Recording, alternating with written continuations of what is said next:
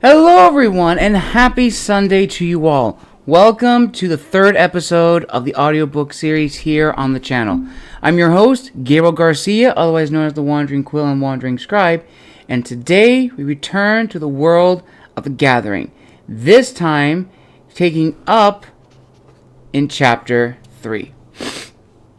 The Battle of Walting Street, 60 AD. How far would you go to free yourself from oppression? What are you willing to risk to be free? Your home, your livelihood, perhaps even your own life, and the life of others? That was the mindset of the Celts living under Roman rule during the 1st century AD. When Rome invaded Britannia, the inhabitants did not like having foreign invaders on their home soil. Rome had ambitions of turning the tiny island into a Roman province and hub for trade.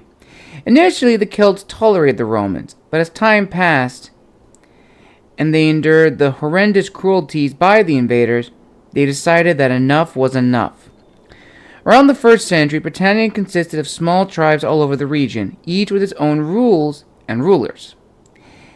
However, with more Romans entering Britannia, many tribes lost their ancestral homes and way of life. Now more than ever, the people needed a leader to free them from Roman oppression and tyranny. That leader was Boudica, queen of the Iceni. She was a charismatic and passionate individual who urged other tribes to fight under one banner and drive the Romans out of Britannia. Other tribes briefly refused the call to arms, saying it was foolish. But upon receiving a vision from the gods, many tribes flocked to Boudica's cause. One tribesman was a young Celt girl named Cynbel. Known for her fiery and passionate personality, Cynbel had long braided hair and striking emerald eyes matching her pale skin. Average height, she had rosy cheeks and an innocent smile, but was a warrior through and through. She came from northern Britannia, Alba of the Chalcedonians, better known to the Romans as the Picts. The Picts were a tribe of Celts that engaged the Romans on several occasions. They were known for their guerrilla tactics, making them difficult to subdue. When Cynbel heard the call for revolution, she urged others to follow her. Sadly, none stepped forward. Therefore, Cynbel traveled south alone. Cynbel was only 18 winters, but had been fighting Romans since early childhood. Among her tribe, she was known to have a fiery temper and an unorthodox approach to warfare. However, throughout the revolution, something changed in her. When she and the others assisted Boudica in the siege of Ludonium, Rome's prized city in Britannia, she saw the real horrors of war. In the city, they killed the soldiers, but they killed the innocent as well, men, women, and children. None were spared. This greatly affected her. She had joined in killing Roman soldiers, not innocent people, but to others, there were no innocent Romans. To everyone else, they were invaders. After the conquest of Londinium, Boudica's army celebrated their glorious victory. 80,000 Romans died, a city in ruins, and fear swept through southern Roman Britain. While many celebrated with drinks and festivities, Cynbel chose to be alone. While she was happy to have dealt the Romans a critical blow, killing Roman civilians and their families weighed heavily. Their faces, screams of mercy, and pleas of women holding babies still haunted her. She felt the heat of the fire always on her face. Suddenly she heard footsteps approaching her from behind. Cynbel turned to face the stranger, placing her hand on her sword. To her surprise, it was Boudica, still wearing her war paint. To her surprise, or rather, not to her surprise, seeing as it was the queen, the young Celt moved her hand off the blade. "Did I startle you, dear?" asked Boudica. The young Pict nodded and gestured to the queen to sit by her. Boudica accepted the offer and sat beside the girl. In addition to being queen, Boudica was also a mother, and her motherly instincts told her something was wrong.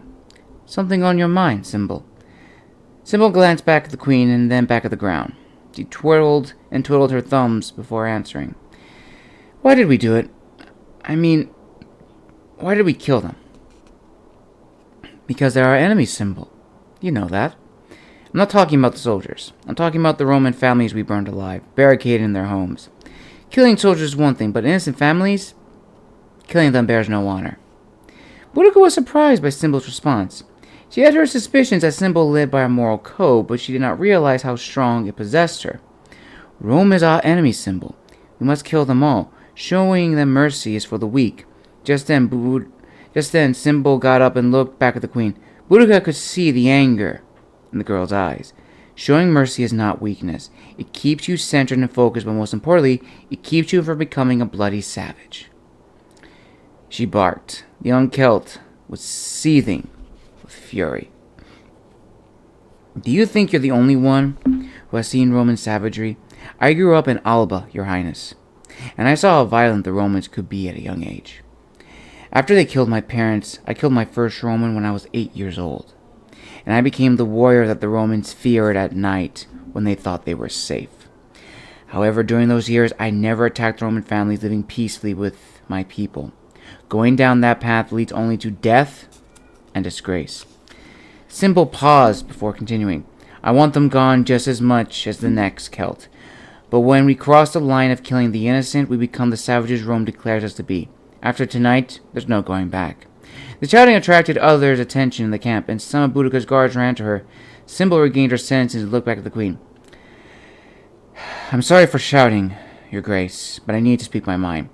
It's getting late and I need my rest. I'll be in the camp getting some wine. Cynbel bowed and walked past the guards and back to camp. Boudica got up and saw one of her guards reaching for her sword. She placed her hand on his before saying anything else. It's all right. There's no need to punish her. She's not a threat. She's just angry. And she is right. There's no going back from this tonight. Tomorrow, we will decide what happens next.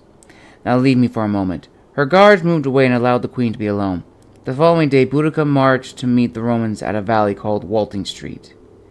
Up until now, Boudica had been undefeated. However, it was the Romans who had the advantage today. The Romans were at the top of a sloping hill, allowing them to see Boudica's army far away. They also brought legions of archers, ballistas, and mechanized crossbows able to launch projectiles miles away. When Boudica and her army saw the Romans at the top of the hill, they realized that to face them, they had to charge up a mile of open area with no cover.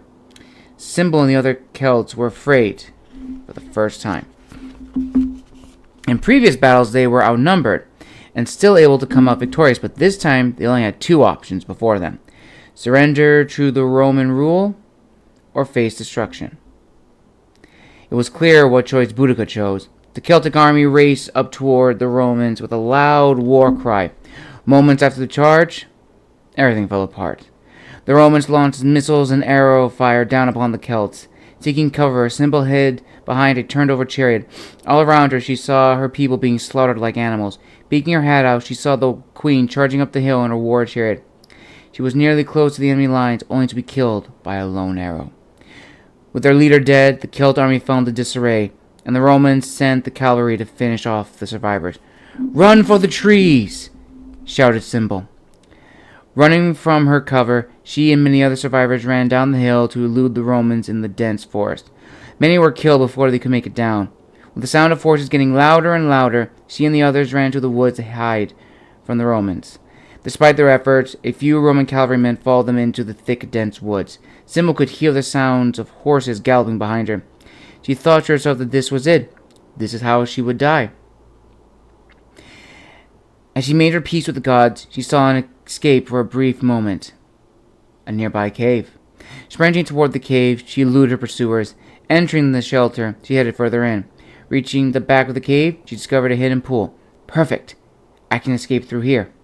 Behind her, she could hear the echoes of the Roman soldiers slowly making their way towards her. They had found the cave entrance. Considering her options, she jumped into the pool. However, upon splashing in, she was quickly submerged by a strong current beneath her. She held her breath as long as possible while the current tossed her around like a rag doll against the stone walls. Feeling herself slowly losing consciousness, the current suddenly changed direction and launched her upwards, spitting her out. She landed heavily on the wet cave floor. Coughing up water, she rolled onto her back, her body bruised, her head bleeding.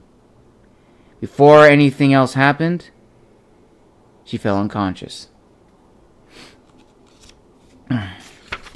Chapter 4. The Viking Sign Campaigns, 841 to 911 AD. For 70 years, the Vikings raided northern France for wealth, land, and power. To the Christian Franks, the Vikings embodied godless heathens who enjoyed carnage and destruction. However, despite the countless raids, the Vikings were nowhere close to their main objectives: the Paris sacking, or to scholars nowadays, the sacking of Paris. The city was rumored to house numerous amounts of wealth, and for many years seemed untouchable. In 885 AD, Vikings Rollo, Siegfried, and Cynric left their base in the French city of Louvain with 700 ships. Their goal was to invade and rob it of its wealth.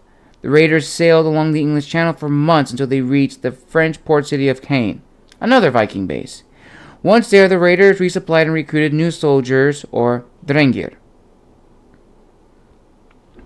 While the men prepared the plans for invasion, Ragnvald, Farmanson, and Vliv Halvardsson headed into the fortified camp looking for someone.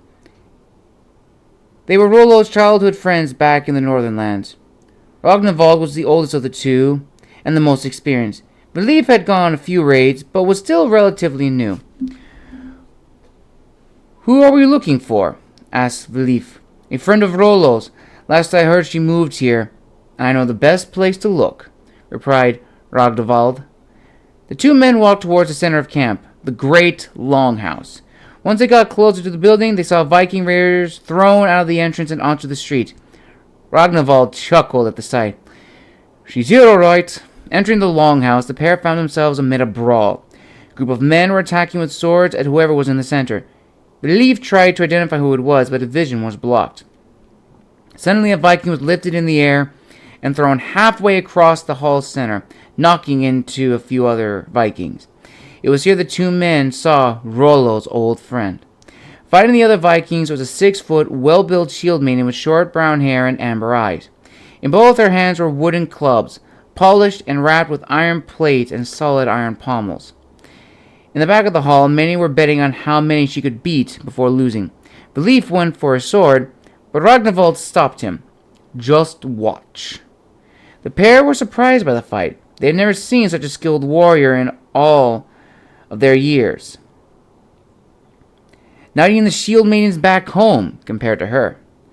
As they continued to watch, Ragnvald saw one of the men pulling a knife off one of the tables and running at the Viking in the middle. Grabbing a spear off the floor, he threw it, missing the Viking in the middle, but pinning the other to the ground. The crowd turned their attention to the entrance and, realizing who it was, immediately stopped fighting. The shield maiden turned her head and looked at the two. "You almost got me killed." "You're welcome, Tyra," said Ragnvald. Tyra Astursdottir, or Dragon Eyes, was a mighty Drengir and one of her generation's most respected Vikings. She was given the name Dragon Eyes due to her unusual eye color. She was a hardened Viking of many past raids and had some battle scars across her arms and legs. Despite this, she was still regarded as the most attractive shield maiden amongst the Vikings. Pulling a chair, she poured herself a cup of mead and motioned the others to sit. Tyra took a drink from her cup. "Ragnvald and Vliv, what brings you two to Caen?" Tyra said, taking another sip. "You can drop the formality," Ragnvald said with a smirk. Before he was born, he had heard many tales about her from the elders. Years ago, he had the honor of fighting beside the legendary warrior in a dangerous raid. "Still starting fights, I see." Tyra chuckled. "How else am I to stay busy?" She put her clubs on the table and cracked her knuckles. After doing so, she glanced at Vliv. "Last time I saw you, you were still clutching your mother's dress." Young Viking shot her a playful glare. "I'm no longer a boy, Tyra. I'm a full-fledged Viking now." Tyra raised her right eyebrow and sat up straight. "If you're both here, that means you were sent by Rollo. Which means one thing. Patty. We have several dozen ships at our command, hundreds of men and women ready to fight and sack Paris, and you want me to join, I imagine." Tyra said, cutting him off. He nodded his head. Tyra pinched the bridge of her nose and inhaled a deep breath. As she let it out, she looked up at the hull's roof and thought, "Here we go again. I have been here in this base for 20 years, and I've gone on numerous raids along the Seine River. Do you know what I've earned during those years? No wealth, no family, and no land." She paused for a moment. "All I have are scars, broken bones, and weariness." She drank the rest of the mead from her cup and threw it off the table. "I don't care how many ships you have. Invading Paris is foolish. There is a high certainty of death and a small chance of success." Ragnvald could see the weariness in the aging Viking. Tyra went on the first raid into Paris when she was 18. She's 38 now. And to her word, no family. "I understand if you don't want to come, but when do we leave?" Tyra interjected. Twins sat there confused. "But I thought... What you just said right now?" "I say a lot of things when I drink, especially when I drink that particular mead. But I'll be there." As the shield maiden got up, she grabbed her clubs, slipped them into their sleeves, and exited the hall. "She is a bizarre individual," the leaf said. "That she is," Ragnvald added. "That she is." The next day, Tyra was with the twins on one of the ships bound for Paris. All around her, she saw hundreds of Vikings, all armed to the teeth. This many men, she thought, could easily take Paris and its riches. The main ship in the front of the fleet saw Paris and ordered the Armada to dock along the Seine River.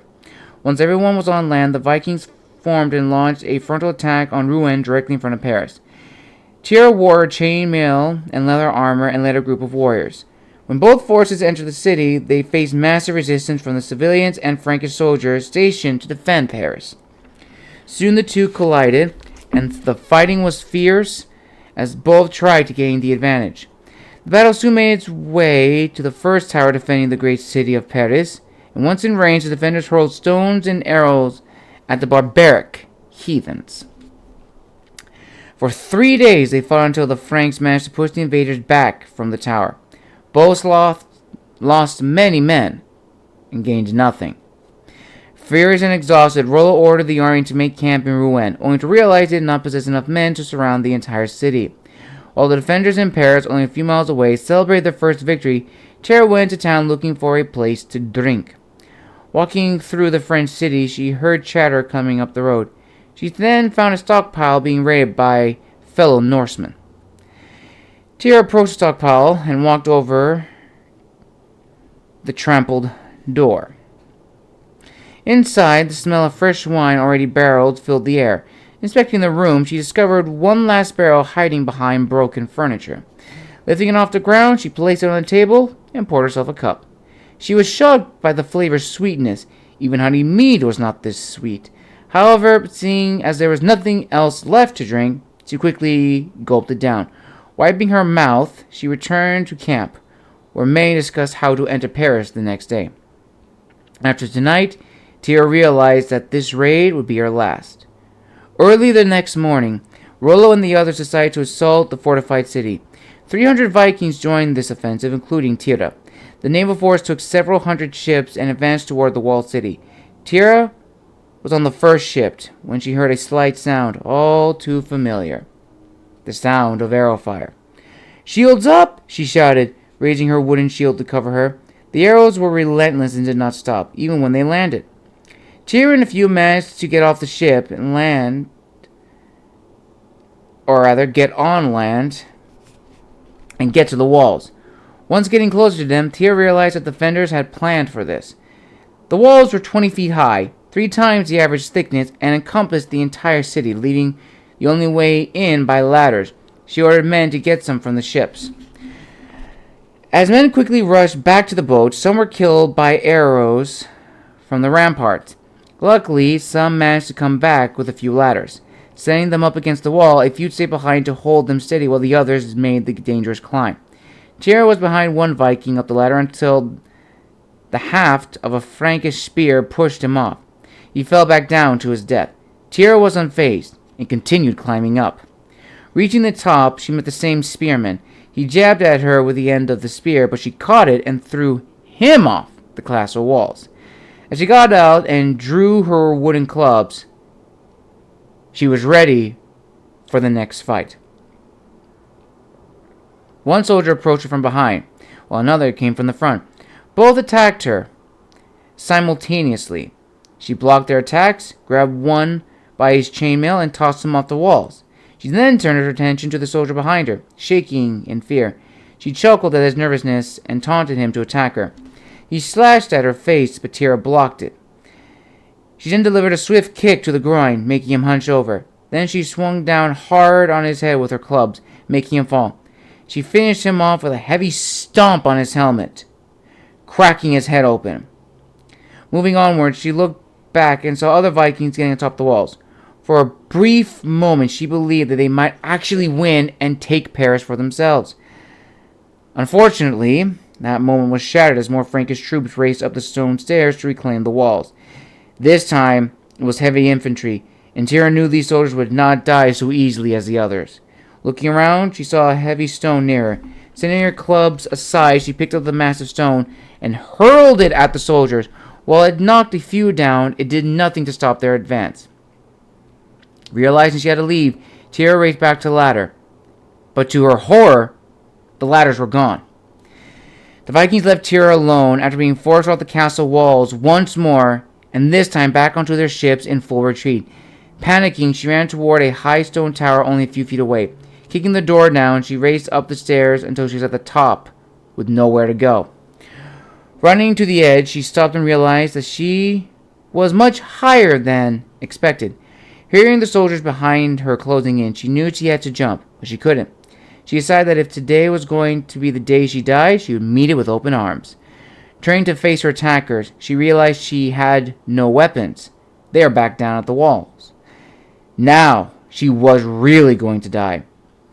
But she was going to take a few Franks with her. Soon the soldiers made it to the top. Swords were drawn and spears were at the ready. They began to corner Tyra like a wild beast in the forest. They pushed her closer and closer to the edge of the tower.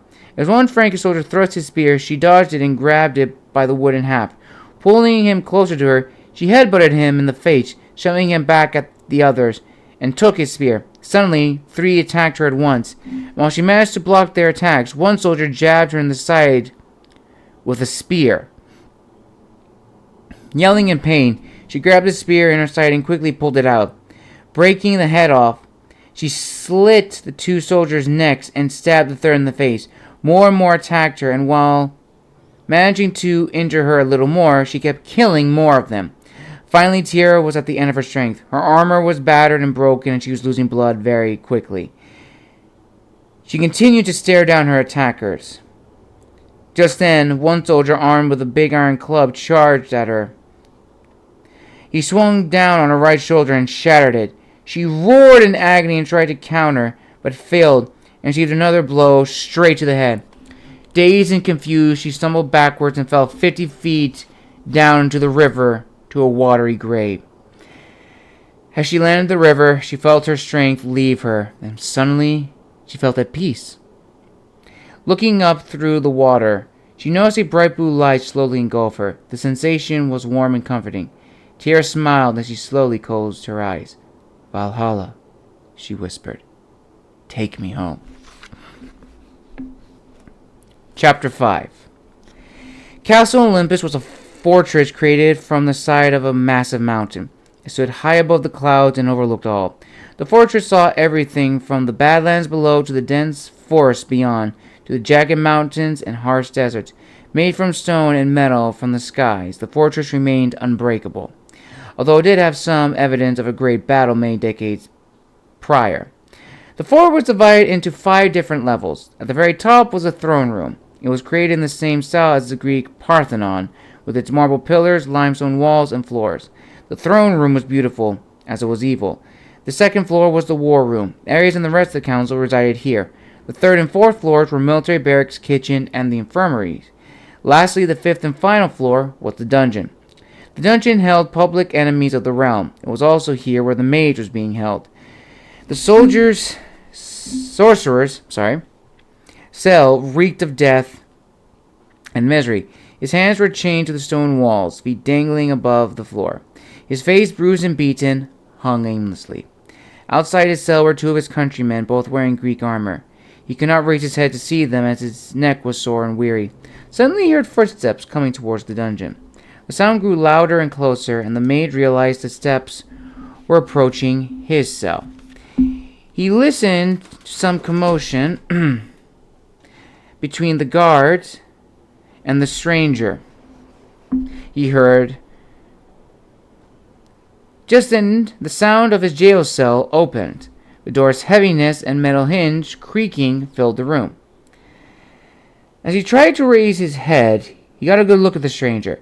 The stranger wore a gray cloak and held a sickle scepter. Its triple glow illuminated the cell room. The mage knew who it was. He knew him all too well. "You know, it pains me to see you like this. It does." The stranger stood to meet the mage at eye level. He saw his beaten face and shook his head. "All this could have been avoided. We wouldn't be in predicament now if you had not taken the stone. Now, we would all be living normal lives, but because of you, many will suffer. Do you have anything to say?" "Anything at all?" The mage spoke a little. "You caused our suffering. You were once a great man. Now, only a monster." The stranger backhanded the convict with his metal glove. Blood spilled out of his mouth and spattered on the ground. "You dare call me a monster, yet all I have done these centuries is try to make you and your insignificant village into an ordered utopia, rich in power and knowledge. Where is the crime in that?" The mage raised his head higher. "The crime? I'll tell you the crime. You indeed wanted to help us to be better versions of ourselves when you came here, but that changed as soon as you took power. You sided with our enemies, betrayed us, and abused the power we gave you. That is the truth." The cloaked figure laughed and turned away. "Truth is a matter of perspective, my friend. Soon my stone will be found, and your village and its people will be forgotten. And there is nothing you or your champions can do about it." The figure left the dungeon and returned to his throne room. The mage was left in isolation as he stared at the ground. He prayed that those he summoned would help his people and free them from their torment once and for all. And with that, viewers and listeners, we are going to stop here. Now be on the lookout for the next episode, which will be the continuation of Amanus, Son of Persia. As well as make sure to head on over to my application to join my beta reads team for Decimus, the Wolf of Rome. I'll also link it down here in the description of this video, as well as the next video. Until then, make sure to like, comment, and subscribe, and let me know which character so far has been your favorite to learn about. And until next time, this is the Wandering Scribe and the Wandering Quill, signing out.